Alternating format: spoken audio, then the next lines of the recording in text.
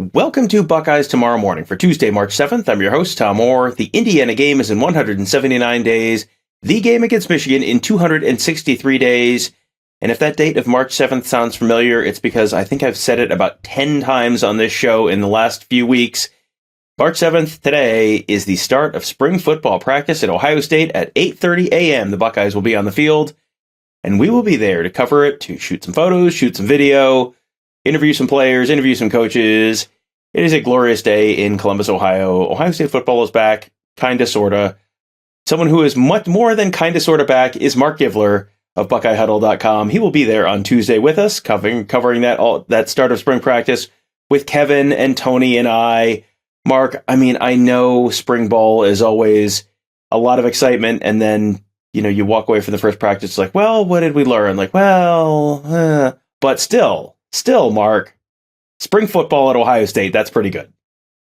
Yeah, it's actually, I think it's one of the more intriguing springs we've had recently. I think there are a lot of position battles going on, both, starting positions, and then I think we all want to see how many of these first and second year players can crawl into the two deep, and which is a good indication of that we can expect them to be a part of things in the fall and see significant time. And we got a quarterback battle. We got 20 running backs. They got to decide who's getting the carries there. They got, a bunch of young receivers who are going to push to get on the two deep. And we got some O-line spots up for grabs and kind of playing musical chairs on the O-line. So I think there's a lot to be excited about here, even for these first couple practices. Yeah, it's going to be, Tony and I did a show a couple days ago on, the three storylines that we were kind of most interested to learn about this spring. And, there were more than three that were real possibilities. And you don't always get answers in the spring, but you learn a lot in the spring. You come away knowing a lot more than you did at the start of that spring practice. So that will all start Tuesday morning at Ohio State at the Woody Hayes Athletic Center. We'll be there for the start of practice. And then we'll get to do some interviews with Brian Day and some of the assistants. And I think we're talking to the quarterbacks on Tuesday. So that will all be a lot of fun. And then I think the tentative plan is for us to do a live show. So make sure you're subscribed to our YouTube channel at youtube.com/BuckeyeHuddle. So you can be a part of that live show as Tony and Kevin and I and Mark and, some combination thereof, run through everything we saw, everything we learned, probably answer some questions. Always a fun day, and little spoiler alert, tomorrow morning's morning show probably also going to be about the first day of spring football, so there should be a lot to talk about there. But today, before we get to that, let's talk a little bit about the future of Ohio State football. Mark and Kevin, a little over a week ago now, were down south. Talked to Kevin late last week about some of the some of the guys he saw in Cincinnati and in that area, including Chris Henry Jr. Today, we're going to talk to Mark about some of the guys that they saw down in the Deep South in Georgia, including what could be Ohio State's top target for the 2024 recruiting class at the quarterback position, the top offensive lineman in the nation in 2025, and a 2025 pass rusher who is not only impressive, but also who is going to be visiting Columbus this weekend. So 3 guys we're going to talk about there. Let's start with that quarterback, though, Mark, and his name is Air Noland. And man, in addition to having a fantastic name for a quarterback, it sounds like you guys were pretty impressed with what you saw and coming away from talking with Air Noland. Yeah, he had a really good camp. Got an invitation to the Under Armour All-American game. Kind of first 2 things jumped out to me were, first of all, his stature. He's 6'3", he's about 200 pounds, but he's really solid. He's going to be one of those 220, 225 pound, almost like a Jalen Hurts type of build. Just a powerful kid. And I was kind of joking on our site about this, in the days kind of after the camp. I don't go too far down the mechanics rabbit hole with lefties because every lefty that throws a football looks weird to me. So, but he really spins it. Just incredible velocity and spin on the ball. Had a good day throwing a lot of the short intermediate stuff was really good. Threw the ball well down the middle of the field. Good arm strength. So I think he's really impressive. And then you throw in the fact, and this wasn't really showcased at the camp, but you throw in the fact that he's mobile. He can move around a little bit. So, pretty much checked all the boxes for me. An incredibly mature kid. I think I was almost more impressed just talking to him after the camp than I was with what I actually saw on the field, which was impressive enough. And he is someone who has some connections with guys who are in the Ohio State program already, pulling a guy out of the South. That never hurts. Can you let people know a little bit about that? Yeah, so he was Jelani Thurman, a freshman, Ohio State freshman tight end, who's on campus right now, and hearing really good things about actually coming through winter workouts, and so we'll hopefully be able to see him at practice here. But Jelani Thurman was his receiver tight end at Langston Hughes High School in the Atlanta area, so there's a connection there, and Jelani's been working very hard to kind of put in a good word for Ohio State with Air Noland, and those two are very close. He admitted to me, having Jelani, up here in Columbus is a pretty big thing for him right now as he kind of looks at Ohio State and some of the other schools that are recruiting him. And, obviously he's going to make, his own decision based on his criteria. But I definitely think the Jelani Thurman factor here is helping Ohio State quite a bit. And, there are a bunch of quarterback names in the 2024 class that we've talked about in the past. Where does Air Noland sort of stack up there, either in terms of the board or just in terms of overall likelihood to potentially end up being the guy at quarterback for Ohio State in 2024? Yeah, I mean, I think right now he's the betting favorite to end up in the class as their quarterback. Now, there's some things here that have to happen. Obviously, he has to get an offer. They went and Corey Dennis watched him throw in January, did not offer.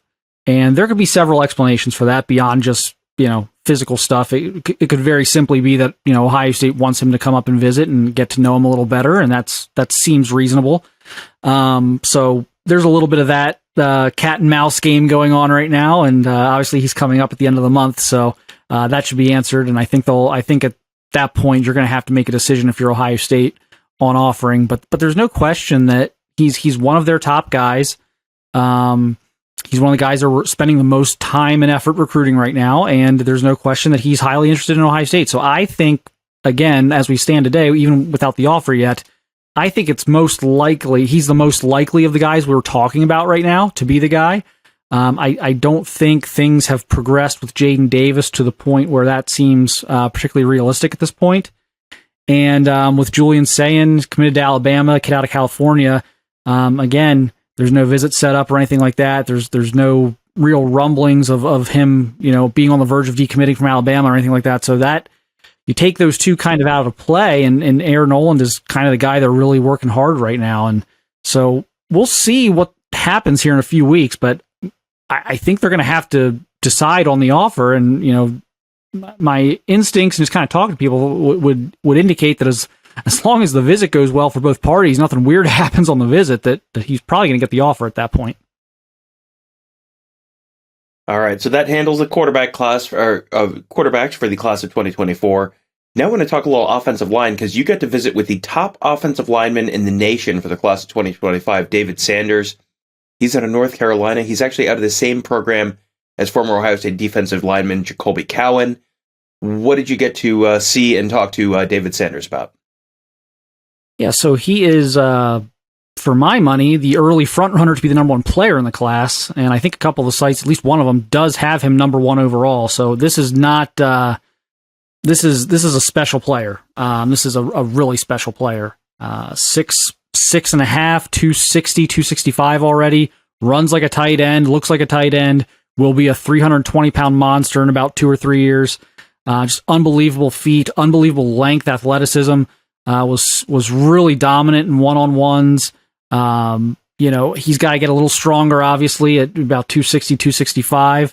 And that was really the only thing, if you wanted to nitpick anything on him from the camp, was, just anchoring, and guys were able to kind of push him a little bit, but not like drive him back, but just kind of get him off his spot a little bit with any type of power move. But as far as getting around, like, no one could get by him. No one could out-quick him. No one could turn the corner on him. No one could jump inside on him. He's going against 5-star kids a year older than him in some of these instances. So for me, you're going to have a really hard time finding a better offensive tackle prospect, a better offensive line prospect than David Sanders. And yeah, we'll see where it goes. He's visiting Ohio State. He's coming up in April I believe for the spring game. And the spring game weekend for 2 days around spring game. And so they're in the mix early on. Am I going to sit here and be like, hey, get ready to get David Sanders? I'm not there at this point. He's got every school in the country pursuing him at this point. We'll know a lot more about where things are with him kind of coming out of that first visit to Ohio State, and see what he says and see how he feels about things at that point. And, a 2025, obviously, we are not right on the cusp of a commitment or a signing day or anything like that. So plenty of time there. But those are two guys who you mentioned are coming up this spring. Spring, obviously, in addition to the on-field stuff, also a very busy recruiting time. And the third guy we're going to be talking about is actually going to be visiting this weekend. That is London Merritt. He's a 2025. And when we were discussing before the show, you described him as a 2025 pass rusher, which, not a defensive end, not a linebacker, not an interior defensive lineman, a pass rusher. So why is London Merritt a pass rusher to you? Yeah, I mean, he's got that kind of hybrid build. He's about, 6'2", 6'2.5", about 235 pounds right now. He's not going to be a guy who carries 270. He's not 6'5". He's not, one of those Zach Harrison type of athletes who's almost 6'5", 6'6" with the freakishly long arms. But what he does have is an amazing first step as a pass rusher. Was absolutely unblockable in one-on-ones. Incredibly strong build already. So I don't think there's a lot of growth there physically. Maybe he plays at 245, 250. And it's kind of interesting timing. We keep talking about this jack position, and when Ohio State used it a little bit this past fall, but when they're really going to kind of turn it loose. And right now, you could argue that a lot of their personnel that they've recruited in that front seven is not really suited for that. I would not to go on a total tangent here, but I would argue that some of those guys might be sitting in the linebacker and safety room right now, and maybe not the defensive end room, but so they're if they're going to commit to this position at Ohio State, this hybrid position that Alabama has really utilized very well over the years, a guy like London Merritt makes a ton of sense. That's where Alabama's recruiting him for that position. I'm sure Georgia will be recruiting him for that position. He reminds me, and I'm going to say this with just a tinge of let's not get crazy with this comparison yet, because I don't think I wouldn't rank him as highly as I would have ranked this kid coming out of high school, but he is a Nolan Smith type of player. As we mentioned the NFL Combine recently, and someone who just obliterated the Combine, but I covered Nolan Smith, and this is the same type of body type that we're talking about here. Now, I thought Nolan was the best player in America coming out of high school. I would not have London number one in the country, although I think he's outstanding. So I'm not saying he's the number one player in the country, but he's that type of guy who can get after the quarterback and play in space at the same time. All right, you heard it here first. The next Nolan Smith, number one player in the country. No. We're not. No. Pump the brakes. But yes, it sounds definitely a very intriguing player. And as the Ohio State defense sort of changes, you're looking for different roles and all that kind of stuff. What they're looking for in recruiting is maybe changing a little bit as well. And so you're getting sort of maybe a broader variety of different types of players that they're looking for. So that is going to be an interesting thing for us to track over the next year or two at BuckeyeHuddle.com. But before we get to all that, we got to talk spring ball. We're going to start doing that Tuesday morning at BuckeyeHuddle.com. I'm sure we'll have lots of stuff on the huddle board there. We'll have a photo gallery. We'll have lots of videos, lots of written content, interviews, all sorts of great stuff. Ohio State football is back just in the nick of time. I think everyone went through a little withdrawal there for the last month and a half, something like that. But it's all better now. Ohio State football is back. And the best place to enjoy all of it is at BuckeyeHuddle.com. Fantastic community, lots of great content. Really worth your time to become a member, because guess what? We're going to have a lot of great insider content over the next few weeks. There's going to be a lot of recruiting content there. There's going to be a lot of schematic stuff there, a lot of team coverage there. You're going to want to sign up to become a member there, and you're also going to want to make sure you're subscribed to our YouTube channel at youtube.com/BuckeyeHuddle. There's going to be a lot of stuff there as well. This is, it's not quite the season, but it's pretty darn close to the season. It's about as close as you can get to the season without it being the season. So while we are in the middle of the longest off season in North American sports, this is a little oasis in the desert. Get to enjoy some Ohio State football content this month at BuckeyeHuddle.com. That will do it for today. Thank you guys all for joining us. Have a great day. We'll talk to you tomorrow.